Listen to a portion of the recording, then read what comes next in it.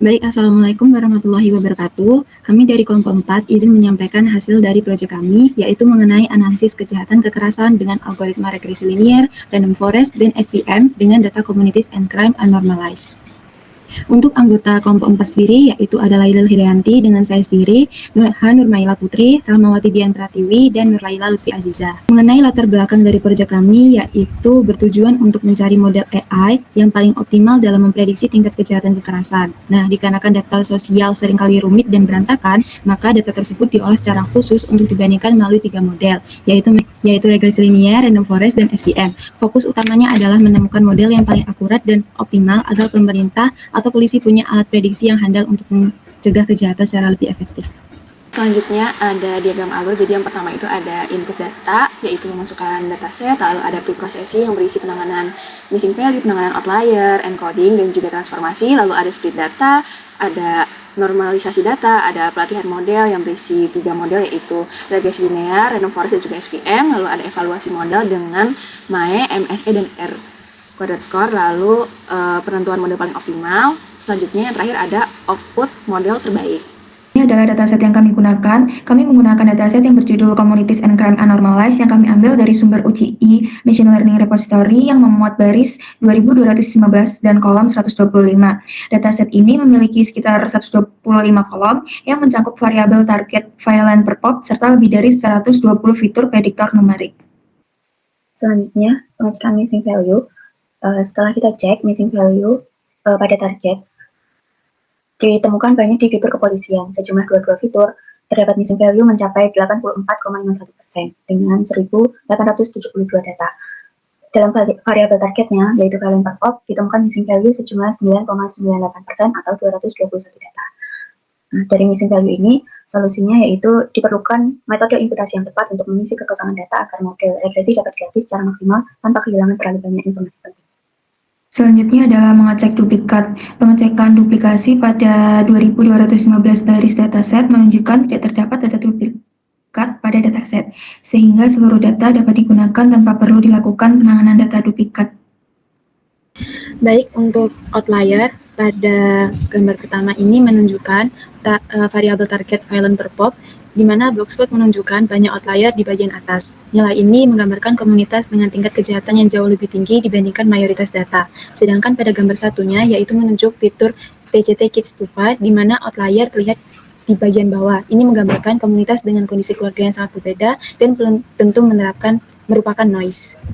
Baik, selanjutnya ada sebaran data. Jadi sini ada data state yang tingkat kejahatannya berbeda-beda di setiap state dan tidak memiliki pola tertentu. Lalu ada pop dengan tingkat kejahatan yang muncul di wilayah dengan jumlah penduduk kecil maupun besar per hours. Ada data menyebar luas dan tidak terlihat pola khusus terhadap tingkat kejahatan. PCT black, tingkat kejahatan yang bervariasi pada berbagai persentase populasi black. Lalu PCT white, tingkat kejahatannya tersebar pada berbagai persentase populasi white. PCT ASEAN ini sebagian besar wilayah memiliki persentase populasi ASEAN yang rendah tetapi dengan tingkat kejahatan yang beragam. Terus PCT HISP, tingkat kejahatan bervariasi pada berbagai persentase populasi Hispanik. Untuk PCT 12-21, PCT 12-29, PCT 16-29, tingkat kejahatan berbeda-beda pada wilayah dengan persentase usia muda yang berbeda. Lalu PCT 66 up itu wilayah dengan persentase penduduk usia lanjut itu cenderung memiliki tingkat kejahatan yang lebih rendah. PCT urban dan pers urban ini tingkat kejahatannya muncul baik di wilayah yang kurang maupun sangat urban. Lalu mid income ini wilayah dengan tingkat pendapatan yang berbeda menunjukkan tingkat kejahatan yang berbeda. Lalu PCT wage ini sebaran tingkat kejahatannya relatif merata pada berbagai persentase upah. Selanjutnya mengecek korelasi. Di sini dapat terlihat heatmap korelasinya. Untuk ukuran hubungan, korelasi mengukur kekuatan hubungan -1 hingga +1. Heatmap ini merupakan visualisasi korelasi dengan warna merah berarti positif atau searah dan warna biru berarti negatif atau berlawanan. Fungsi ini mengidentifikasi fitur yang paling memengaruhi kejahatan dan mendeteksi hubungan antar prediktor atau multikolinialitas. Selanjutnya adalah penanganan missing value pada fitur. Dari hasil pengecekan missing value tadi menunjukkan adanya 22 fitur dengan missing value. Oleh karena itu, dilakukan imputasi min pada fitur-fitur tersebut agar data dapat digunakan secara optimal dalam pemodelan. Untuk missing value pada target di sini, kami tanganin dengan menghapus data yang memiliki baris dengan missing value. Pada tahap ini dilakukan encoding untuk mengubah data kategorikal menjadi numerik agar bisa diproses oleh model machine learning. Variabel yang di-encoding adalah state menggunakan metode one-hot encoding. Dari hasil pengecekan terdapat 46 kategori state yang kemudian diubah menjadi kolom biner. Nilai hasil encoding berupa true or false yang secara logika setara dengan 1 dan 0 sehingga tidak mempengaruhi proses pemodelan. Untuk menghindari redundansi dan multikolinialitas, satu kategori dijadikan sebagai pembanding dengan opsi drop first. Setelah encoding, seluruh data sudah berbentuk numerik dan siap masuk ke tahap preprocessing berikutnya. Selanjutnya kita melakukan transformasi data dikarenakan masalah yang kita temukan yaitu terdapat 96 data miring atau scale. Nah, solusi yang kita gunakan yaitu menggunakan transformasi U-JSON pada fitur dengan scaleness lebih dari 0,75. Nah, hasil dari transformasi U-JSON distribusi data lebih normal, stabil, dan siap diproses oleh model regresi.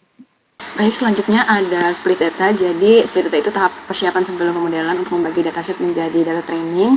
Kami menggunakan data training 70% dan data testing sebesar 30% rasionya. Lalu tujuannya itu untuk melatih model sekaligus mengukur kemampuan generalisasi pada data yang belum pernah dilihat. Lalu data latih ini nanti digunakan untuk mempelajari hubungan antar fitur X dan target Y.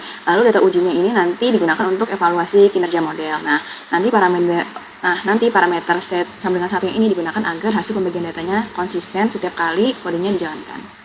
Baik, untuk yang selanjutnya, yaitu melakukan normalisasi, tujuannya untuk menyamakan skala antar fitur numerik. Tahap ini penting terutama untuk model berbasis jarak seperti SVM, karena perbedaan skala fitur dapat mempengaruhi hasil prediksi. Metode yang digunakan adalah standarisasi, di mana data diubah agar memiliki rata-rata mendekati 0 dan simpangan baku mendekati 1. Proses standarisasi dilakukan hanya pada data training dan kemudian diterapkan pada data testing untuk menghindari kebocoran data. Kolom biner hasil hot encoding tidak dinormalisasikan karena sudah berada pada skala yang sama. Hasil validasi menunjukkan nilai min dan standarisasi sesuai sehingga data siap digunakan untuk pemodelan. Masuk ke model pertama yaitu linear regression. Jadi linear regression itu metode untuk memprediksi nilai target berdasarkan hubungan linear antara fitur X dan target Y.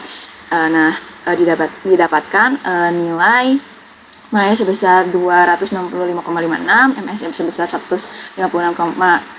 156,799,95, lalu R quadrat score-nya 0,5976, di mana rata-rata selisih nilai prediksi dan nilai sebenarnya sebesar 265,56 tadi, rata-rata kesalahan prediksi modelnya sekitar 396 tadi, lalu R quadrat score-nya itu maksudnya model mampu menjelaskan sekitar 59,76% variasi pada data target.